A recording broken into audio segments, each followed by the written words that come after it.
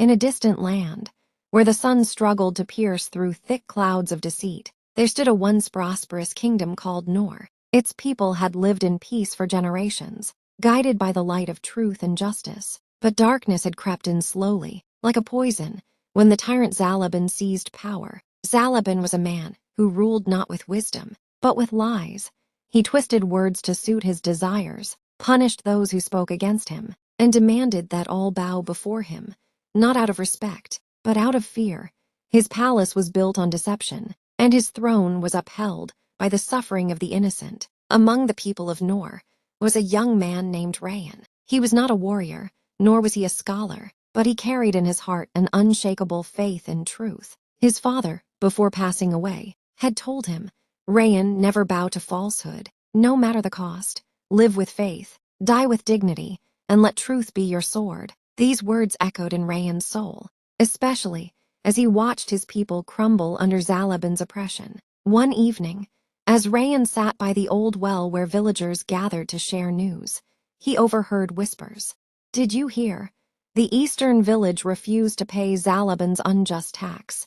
He burned their crops. They say the scholar Haris was imprisoned for teaching children about justice. What can we do? He has an army of liars. To resist is to die." Rayan clenched his fists. But to submit is to die every day, he thought. That night he gathered a small group of trusted friends: Aisha, a healer; Tariq, a former soldier; and young Sami, an orphan who had seen too much cruelty. "We cannot fight Zalabin with swords," Rayan said, "but we can fight him with truth. We must remind the people that they are not slaves." Aisha hesitated. "He will kill us, then we will die standing," Tariq replied. And so, their quiet rebellion began. They started small. Rayan would tell stories in the marketplace, tales of ancient heroes who stood against tyrants, of prophets who faced oppression with patience, of martyrs who chose death over dishonor. The people listened. Hope flickered in their hearts, but Zalabin's spies were everywhere. Soon, Rayan was summoned to the palace. The throne room was vast, filled with armed guards and sycophants praising Zalabin's wisdom. The tyrant lounged on his golden seat, a smirk on his face. "Ah, the storyteller," Zalabin sneered.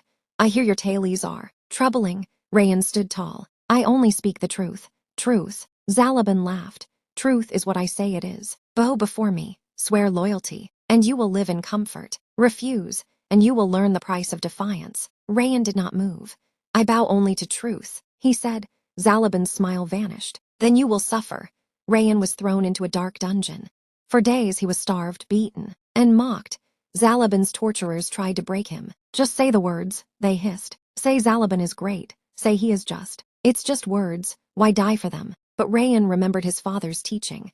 Never bow to falsehood. Meanwhile, outside, his friends continued their resistance. Aisha healed the sick, whispering courage. Tariq trained those willing to stand. Sami, though just a boy, carried messages between villages. Zalabin grew furious.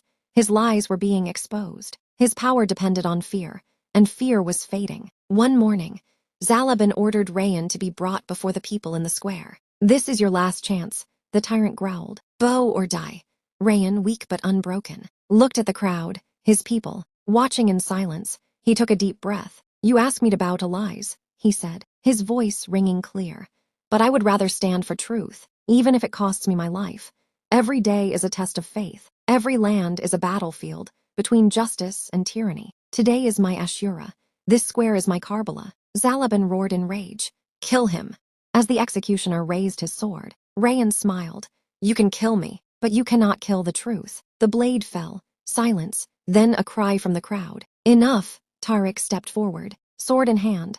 Aisha stood beside him. Sami, tears in his eyes, raised a stone. The people of Nor, their hearts aflame, rose as one.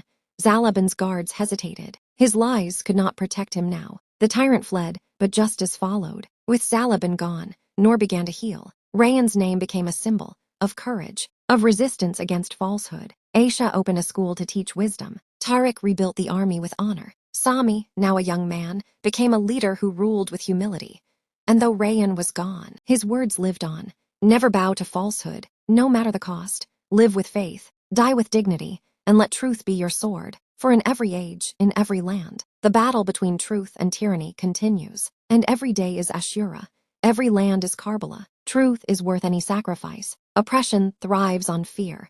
But even a single voice of courage can ignite a revolution. Like the martyrs of Karbala, we must stand firm against injustice, knowing that dignity lies not in survival, but in righteousness.